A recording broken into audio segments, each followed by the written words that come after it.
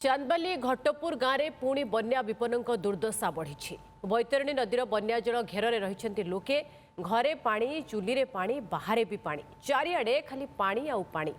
गत बन्यार क्षयक्षति लोक एबे जाए सड़खी नथिबा बेले पुणी बन्या जल प्रवेश करिछि फल लोकों दुर्दशा आहुरी बढ़ी जाइछि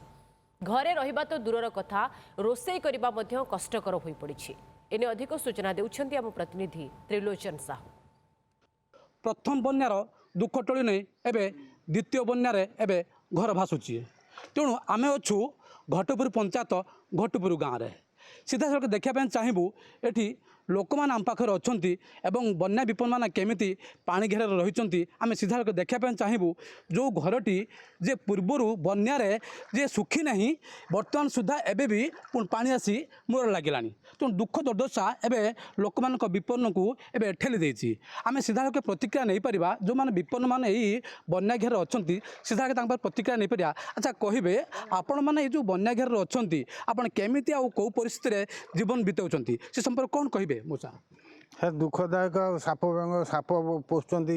मारात्मक साप गाई गोरु रही पारना गाई गोरु उपर स्थान को नहीं जाइए आउ दुखर रही खाया पीवा को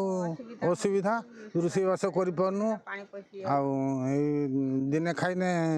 दिने उपास अच्छा कहतु आपण मानकर यही अवस्था आम देखा चाहूँ जे घर भीतर एबे भी पानी सुखी ना आपंकर पानी केमिति थिला एबे बर्तमान केमिति परिस्थिति अच्छी पानी अच्छी आम बहुत कष्टर दिन नौचु गाई गोरु निजे पिला छुआ चलिया को असुविधा होउची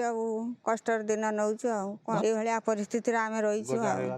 निश्चित भाव देखा चाहबू यही जो माउसी धरी जे गाई गोरु खाद्य भी से गाई गोरु जेहेतु नहांती से दूर में बांधा पड़ी तेणु बन्या समय विपन्न दुर्दशा बढ़ी जाए आम पाखे भाई अच्छा जो बन्या समय आपण मान समस्या जे चाषबंदी एवं चाष धान बिल जो रही घर द्वारा बर्तमान विपन्न मुह को जमी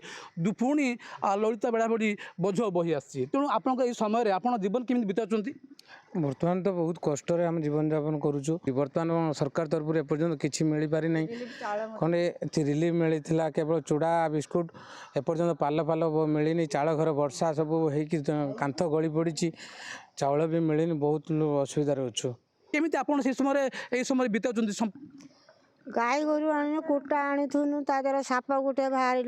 न पाई आम गाई गोरु ऊपर को उठेकी नहीं रखिनु निज बंची आमर बहुत कष्ट गुरु को केमी बचैमु कुटा बदारी भासुची आम गुरु गाई उपास रोचती दिन वक्त फसल सब नष्ट आमर होगला बहुत आमर चलिया बहुत क्षति आमर बहुत होगला कुंडा नहीं दाना नहीं जापारूँ आनीपारूँ कौन करूँ तो निश्चित भाव आम जहाँ प्रतिक्रिया नौलु लोक मान समस्या तो अनेक रही